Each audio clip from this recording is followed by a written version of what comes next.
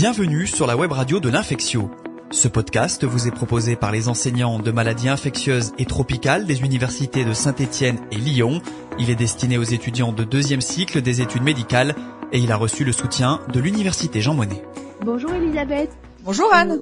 On se revoit aujourd'hui pour parler cette fois-ci de la pathologie de retour de voyage en pays tropical. Est-ce que tu peux nous dire de quoi on va parler aujourd'hui ? Alors aujourd'hui, on va parler effectivement notamment des fièvres au retour de voyage et en zone tropicale, des diarrhées et également des dermatoses au retour de voyage. Ok, allons-y.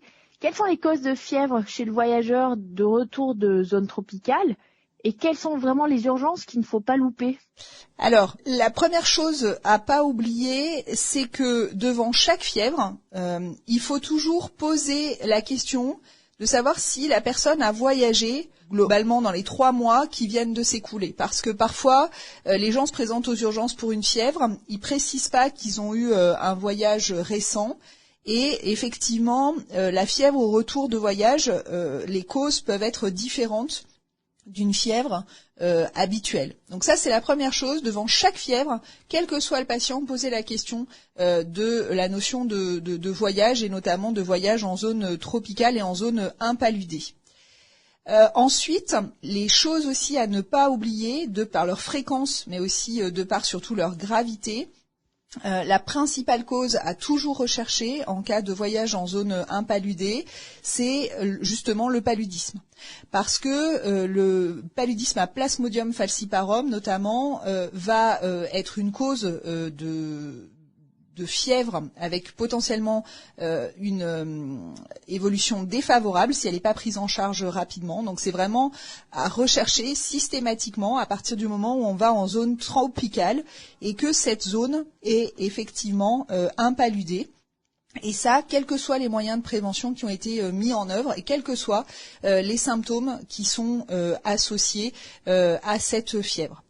Et puis, par ailleurs, de plus en plus, ces dernières années, une cause aussi très fréquente de fièvre au retour d'une zone tropicale, ce sont les arboviroses, et notamment la dengue, que ce soit au retour d'Amérique du Sud, des Antilles, d'Asie du Sud-Est également. C'est rarement une cause avec des signes de gravité, mais parfois, il peut être nécessaire quand même d'hospitaliser. Mais en tout cas, c'est habituellement moins souvent le cas qu'en cas de paludisme à falciparum qu'on hospitalisera le plus souvent. Enfin, bien entendu, et c'est ce qu'on a déjà dit dans un précédent podcast, c'est pas parce que les gens partent en zone tropicale qu'ils ne peuvent pas faire une infection, communautaire classique, quasiment ubiquitaire, qui sont notamment les pneumopathies, les viroses respiratoires, les infections urinaires, les dermo-hypodermites et également des choses plus graves telles que les méningites. En sachant également que le voyage, c'est parfois effectivement l'occasion de rencontres et si ces rencontres ne sont pas protégées lors des rapports sexuels, il y a un risque de primo-infection VIH par exemple, donc à bien garder en tête aussi.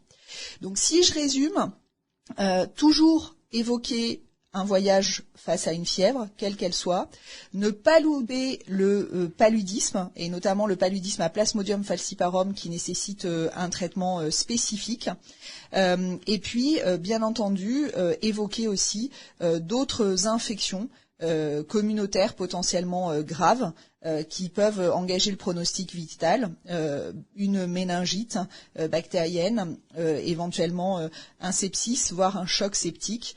Et puis, dans des situations plus rares, qui sont presque plus du 3e cycle, il faudra évoquer la possibilité de fièvre hémorragique virale qui nécessiteront un avis infectieux spécialisé et qu'aux urgences, il faudra d'emblée isoler. Finalement, tu raisonnes comment face à un patient fébrile qui t'indique qu'il revient de retour de voyage en zone tropicale ?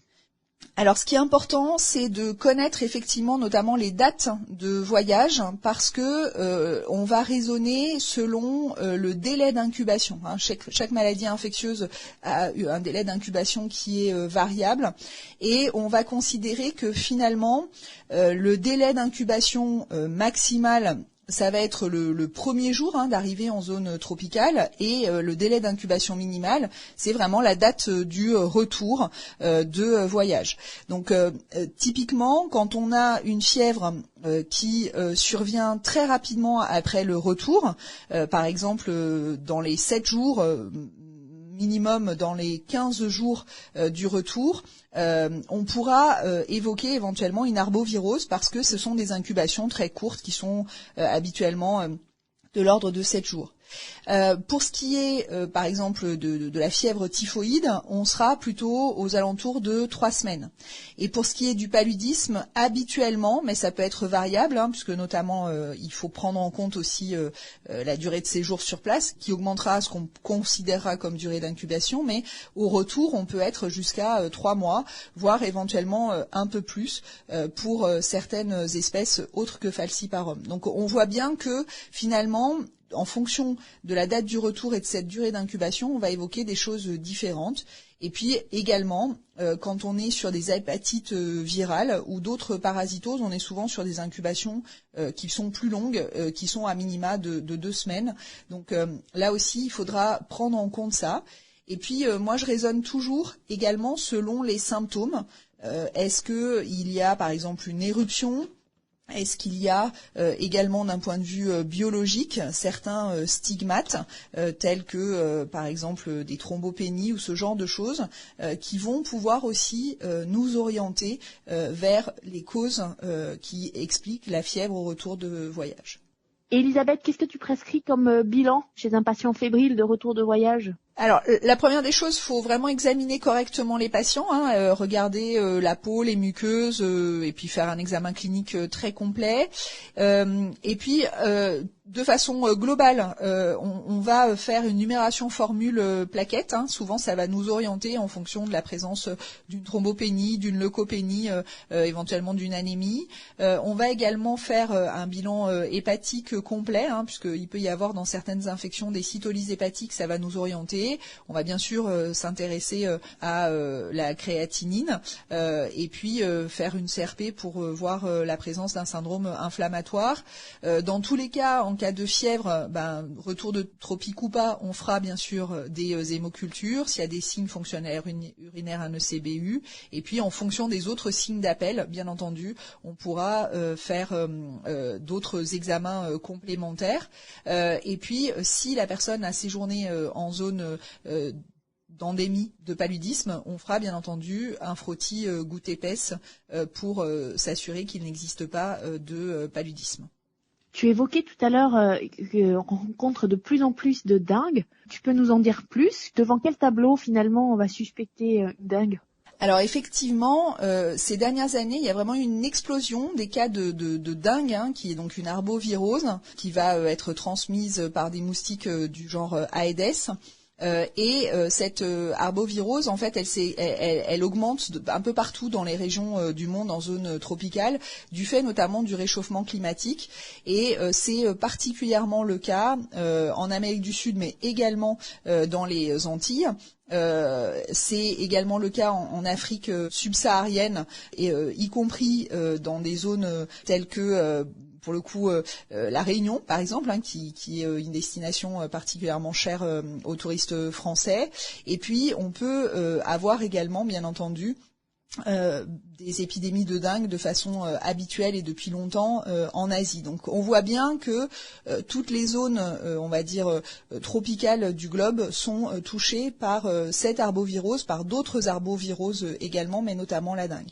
Donc ce qui est caractéristique des arboviroses, on l'a vu, c'est une incubation courte, et puis finalement, ça va se présenter comme un syndrome pseudo-grippal, c'est-à-dire que les gens vont être fébriles, ils vont avoir des arthromyalgies, un peu comme quand on a la grippe, mais sans les symptômes respiratoires, donc c'est pour ça que c'est un syndrome pseudo-grippal. Il peut y avoir éventuellement un peu de diarrhée, et puis typiquement, il va y avoir des céphalées qui sont dites rétro-orbitales, c'est-à-dire les gens ont mal derrière les muscles des yeux quand ils bougent les yeux. Et puis, ce qui caractérise habituellement la dengue, c'est donc ce syndrome pseudo-grippal associé à une éruption cutanée qui ressemble à un coup de soleil et qui d'ailleurs parfois peut être prise pour un coup de soleil quand on n'a pas bien l'habitude. Et souvent, quand on va examiner les gens, qu'on va appliquer notre main sur leur peau, il va y avoir ce qu'on appelle le signe du pochoir, un peu comme dans les grottes de Lascaux. Et effectivement, à ce moment-là, on va voir la main blanche sur la peau toute rouge. Et puis, parfois, il peut y avoir un peu de purpura, puisque la dengue fait partie de la catégorie des fièvres hémorragiques, mais de façon mineure en tout cas. Ce qui est important, c'est aussi éventuellement d'évoquer d'autres arboviroses quand on suspecte la dengue, puisque parfois il y a de la co-circulation de différentes arboviroses possibles. Et donc retenez de façon très simple que s'il y a un syndrome pseudogrippal et des douleurs articulaires qui sont au devant du tableau, on évoque plutôt une infection de type chikungunya. Et souvent, quand on a là aussi un syndrome pseudogrippal et notamment une conjonctivite et une éruption un peu différente, on peut évoquer un Zika. Mais en pratique, retenez que les arboviroses sont une cause qu'il faut évoquer, notamment quand la fièvre survient rapidement après le retour. En ce qui concerne la dengue, il peut y avoir éventuellement des formes graves qui sont rares chez les touristes, puisque souvent les formes graves sont des infections qu'on va voir chez des gens qui ont déjà fait des épisodes de dengue, puisque la dengue, il y a 4 sérotypes de dengue pour ce virus, et donc finalement on peut refaire des épisodes de dengue, et dans ces cas-là, le tableau clinique est associé à une hypotension, éventuellement des signes hémorragiques et un syndrome de fuite capillaire. Alors comme je disais tout à l'heure, les petits signes biologiques, tout simplement à la numération formule qui vont aider, c'est une thrombopénie, une leucopénie. Habituellement, il n'y a pas vraiment de syndrome inflammatoire biologique, c'est une infection virale. Et puis, si vous faites un bilan hépatique, ce qui est toujours intéressant quand on est face à un patient avec une fièvre au retour, vous allez souvent avoir une note de cytolyse hépatique. Le diagnostic spécifique, il va se faire par la RT-PCR au niveau sanguin, puisqu'il y a une virémie, ça dans les 7 premiers jours, et puis on va pouvoir faire une sérologie à partir du 5 à 7e jour, qui va pouvoir mettre en évidence cette sérologie positive pour la dengue. Et comment fait-on pour traiter une dengue ? Alors, la dengue, c'est un traitement qui va être un traitement symptomatique. On est sur une infection virale pour laquelle il n'y a pas d'antiviral utilisé. On va effectivement réhydrater, éventuellement donner un peu de paracétamol pour la fièvre si elle est mal tolérée. Ce qui est important, c'est que devant toute suspicion de dengue, il faut signaler cette suspicion avant même la confirmation diagnostique en urgence à l'ARS, et il faut mettre en place des mesures de protection anti-vectorielle, parce que il faut savoir en fait que donc les personnes qui ont la dengue au début de l'infection vont être virémiques, que le vecteur, donc les Aedes qui transmettent la dengue, sont présents sur le territoire au niveau France hexagonale, et donc si on est dans des conditions climatiques qui permettent justement au vecteur de pouvoir transmettre la dengue en piquant quelqu'un qui a une dengue, le vecteur va pouvoir s'infecter, le cycle dans le vecteur va pouvoir se faire, il va pouvoir y avoir une transmission à d'autres personnes qui, elles, n'auront pas voyagé. Et notamment, dans le sud de la France, chaque année, il y a des cas autochtones de dengue. Et il faut savoir que dans les années à venir, ça sera probablement de plus en plus le cas, en sachant qu'il y a donc effectivement un véritable risque d'épidémie de dengue autochtone en France hexagonale dans les années à venir. Donc encore une fois, c'est à surveiller, et donc pour éviter ça, il faut éviter que les gens se fassent piquer par des moustiques qui soient compétents pour transmettre la dengue et engendrer une épidémie. Et du coup, qu'est-ce que tu recommandes à un patient qui a la dengue et qui est hospitalisé ? Qu'est-ce que tu recommandes ? Qu'est-ce que tu prescris ? Alors, pour un patient qui est hospitalisé, on va leur faire appliquer des répulsifs, notamment cutanés, pour éviter de se faire piquer par des moustiques. On va laisser les fenêtres fermées, et on va mettre des prises anti-moustiques, tout simplement, et dans certains hôpitaux même vous pourrez voir la mise en place de moustiquaires imprégnés, comme finalement ce qui est recommandé pour les voyageurs en zone tropicale.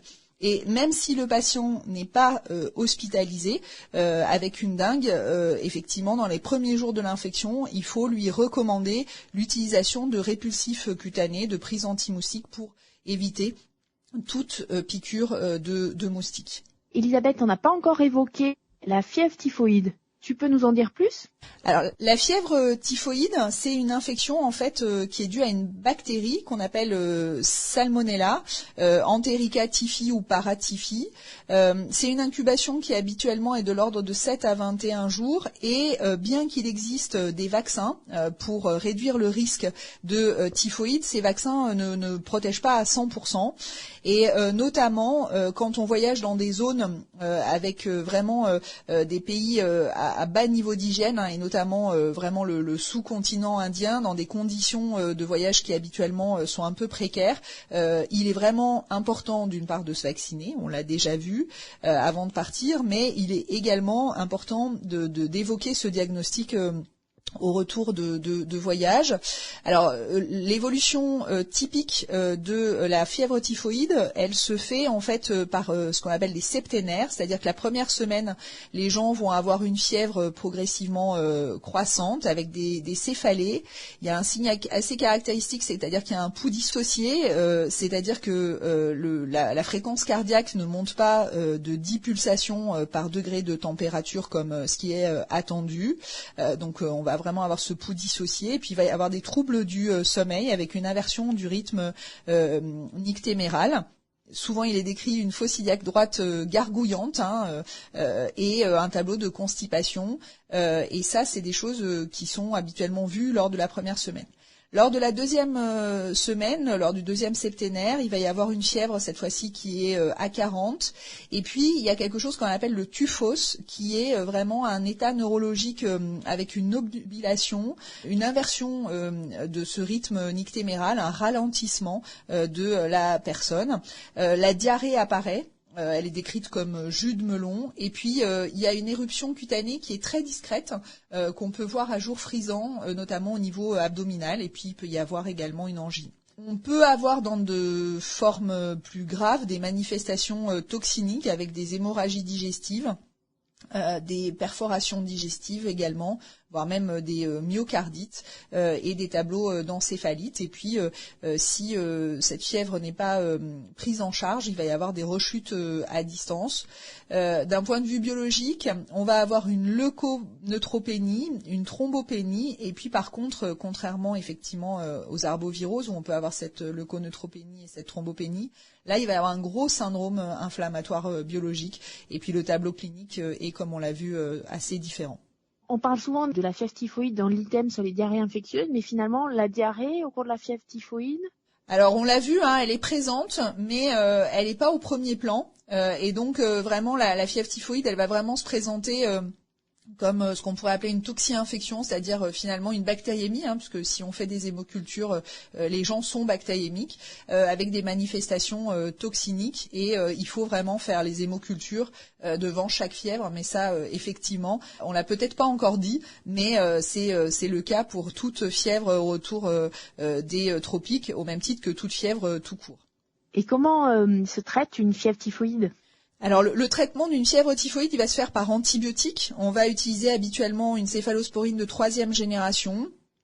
Ou éventuellement un macrolide en probabiliste, la C3G IV quand on est face à une forme compliquée, le macrolide Peros quand on est face à une forme non compliquée. Et puis une fois qu'on aura l'antibiogramme, bien sûr la documentation et l'antibiogramme, on peut utiliser des fluoroquinolones ou toujours des macrolides. Il est important d'avoir une bonne diffusion intracellulaire pour éviter justement les rechutes à distance autant que possible. On va isoler, il y aura un isolement contact, et puis il faut faire une déclaration obligatoire pour cette fièvre typhoïde. Est-ce qu'il faut avoir des notions concernant d'autres maladies tropicales qui peuvent occasionner de la fièvre ? Tu peux nous en dire plus ? Alors oui, il y a d'autres choses. Après, c'est plus rare. On va surtout s'intéresser finalement au type d'exposition. lors du voyage, et ça va être des choses qu'on a déjà vues, savoir dans quelles conditions le voyageur a été. Est-ce que il s'est baigné en eau douce, par exemple, est-ce qu'il a eu effectivement une alimentation qui n'a pas forcément été optimale, et donc en effet on va pouvoir rechercher des hépatites virales, l'incubation est habituellement plus prolongée. On interrogera la personne pour savoir si elle a été correctement vaccinée contre l'hépatite A ou l'hépatite B avant le séjour, et ce sera des gens qui n'auront pas été vaccinés, puisque les vaccins hépatite A et hépatite B sont efficaces et réduisent de façon très importante ce risque d'hépatite virale. Et puis souvent au devant du tableau, il va y avoir une cytolyse hépatique qui va être présente, une fièvre également, éventuellement une diarrhée, notamment dans l'hépatite A. On va pouvoir évoquer aussi des parasitoses, et notamment la bilharziose en phase d'invasion, puisque à ce moment-là il y aura un tableau de fièvre assez élevé, d'éruptions cutanées aussi très souvent, et le contexte évocateur, ça va être effectivement vraiment la baignade en eau douce, ou éventuellement la balade à pied dans les rizières par exemple, ou dans de l'eau un peu stagnante. En effet, on va être donc face à une fièvre assez élevée, une éruption cutanée, parfois prurigineuse, et un syndrome pseudogrippal. À la prise de sang, au bilan biologique, on aura un gros syndrome inflammatoire, et puis surtout on aura une hyperéosinophilie importante lorsqu'on est face à cette bilharziose en phase d'invasion. On va faire des sérologies à répéter, et puis surtout on va chercher des œufs dans les urines et dans les selles des œufs de bilharziose. Une autre cause aussi de fièvre au retour de voyage, en zone notamment tropicale, mais pour le coup c'est une infection qu'on peut également trouver chez nous, ça va être la leptospirose. On va avoir en fait la notion de contact en eau douce, de contact avec des déjections de rongeurs. Typiquement, ça va être les sports d'eau douce, canyoning, kayak, etc., qui vont pouvoir être associés à cette infection. D'un point de vue clinique, on aura un gros syndrome inflammatoire avec une CRP élevée. Là aussi, un syndrome pseudo-grippal qui pourrait être pris au départ pour une dengue, sauf que effectivement, il n'y aura pas vraiment d'éruption cutanée. Et puis, il y a surtout ce gros syndrome pseudo-grippal. On aura une atteinte hépatique, souvent une atteinte rénale. Et puis, on va pouvoir faire le diagnostic en fonction du début des signes des symptômes, avec une PCR dans le sang, dans les urines également au début de l'infection, et puis au-delà de la première semaine, on pourra également avoir le diagnostic par des sérologies.